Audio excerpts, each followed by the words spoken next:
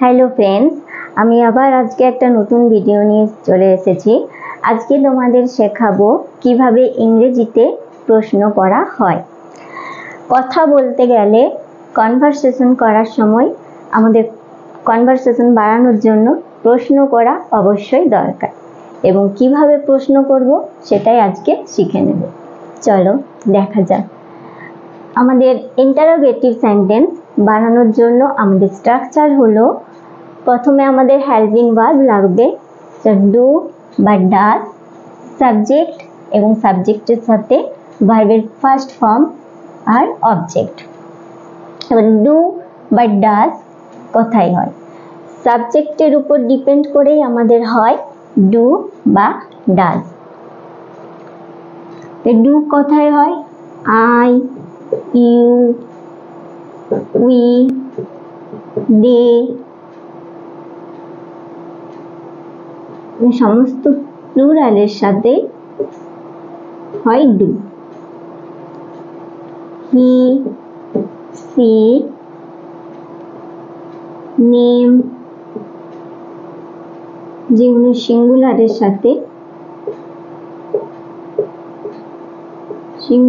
সাথে হয় ডাজ।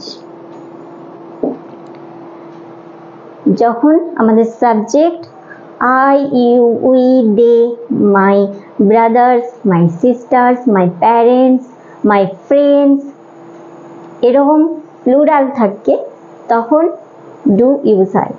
আর যখন হি, সি কোনো নেম এবং যে কোনো একজনকে বোঝায় তখন আমাদের ডাজ ইউজ হয়।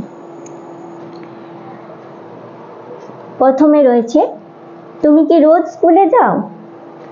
এটা সাধারণভাবে বললে তুমি রোজ স্কুলে যাও, you go to school daily. কিন্তু যখন কোয়েশ্চেন করা হবে তখন আমাদের এই হেল্পিং ভার্বটা ইউজ করতে হবে। তো তুমি কি রোজ স্কুলে যাও? তাহলে এখানে কি বলে, কোথায় ডু লাগে? I, you, we. তাহলে এখানে তুমি হলো ইউ, তাহলে ইউ এর সাথে হবে আমাদের হেল্পিং ভার্ব ডু। প্রথমে বসাবো do you go to school?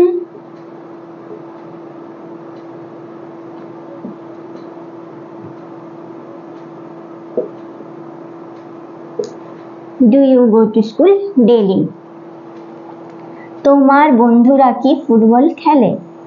তোমার বন্ধুরা মানে একজন নয়, অনেক বন্ধুকে, একের বেশি বন্ধু, সেটা মানে plural.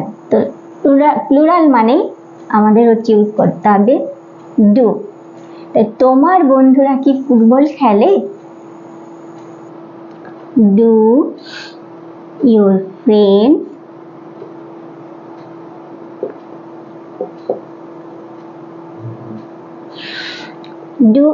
Friend play football?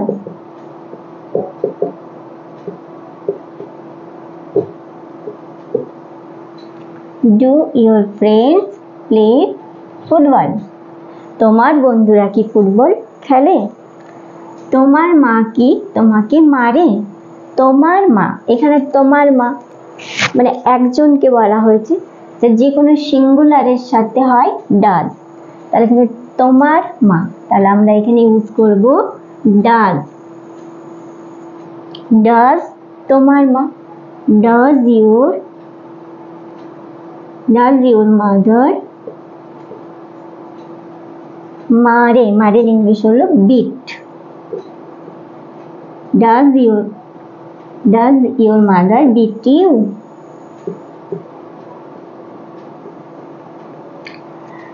Does your mother beat you? এখানে কিন্তু আর বিট হবে না, কারণ এখানে ডাজ হয়ে গেছে।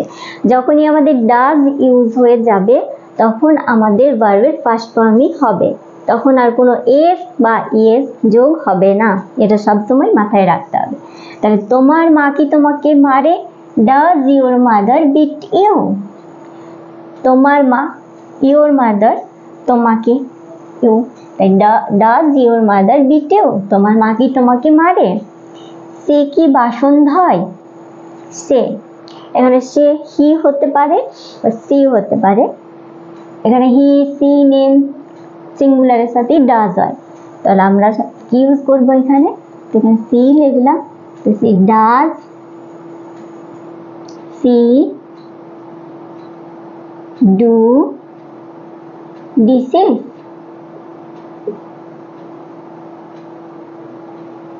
সে কি বাসন ধোয়, does she do dishes.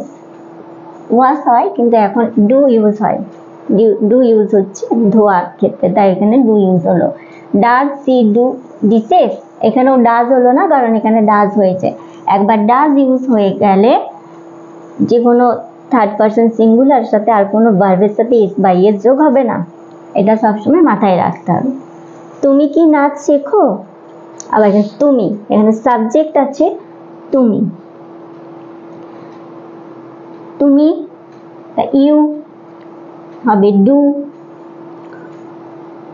Do you learn dance,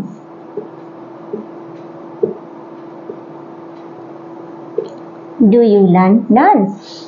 তোমার বোন কি চা বানায়, তোমার বোন, তাই তোমার বোন এটাও সিঙ্গুলার,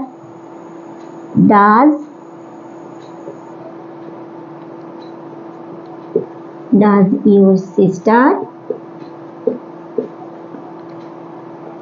তোমার বোন কি চা বানায়, does your sister make tea। এখানে your sister তার সাথে মেক হয়েছে কারণ এখানে does ইউজ হয়েছে বলে। does ইউজ হয়ে গেলে এখানে ভার্বের সাথে এস বাই এস যোগ হবে না, এটা সবসময় মাথায় রাখতে হবে কারণ এটাই সবারই ভুল হয়ে যায়। সে কি সকালে স্নান করে, সে ডাজ হি, সে কি সকালে স্নান করে, তাই does he take a bath in the morning.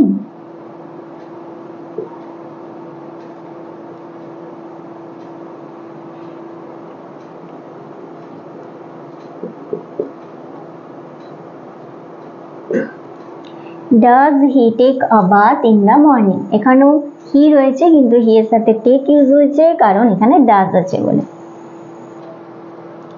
আমার বোনেরা কি সিনেমা দেখে, আমার বোনেরা, তাহলে আমার বোনেরা আবার এখানে প্লুরাল, তার সাথে হবে do, do my sister,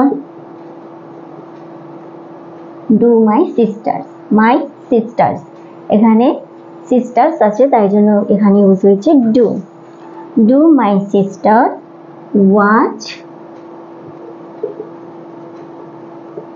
movie.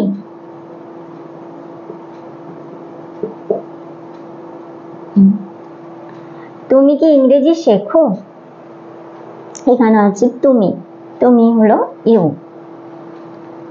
Do you learn English.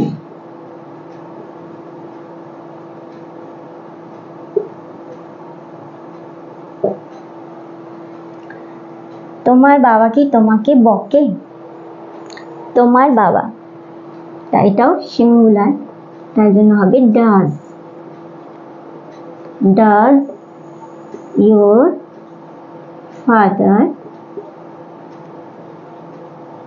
বকে স্কোল্ড ইউ।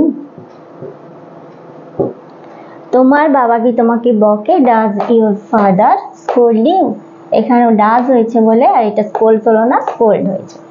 আরেকবার বলে দিই, তুমি কি রোজ স্কুলে যাও, do you go to school daily. তোমার বন্ধুরা কি ফুটবল খেলে, do your friends play football.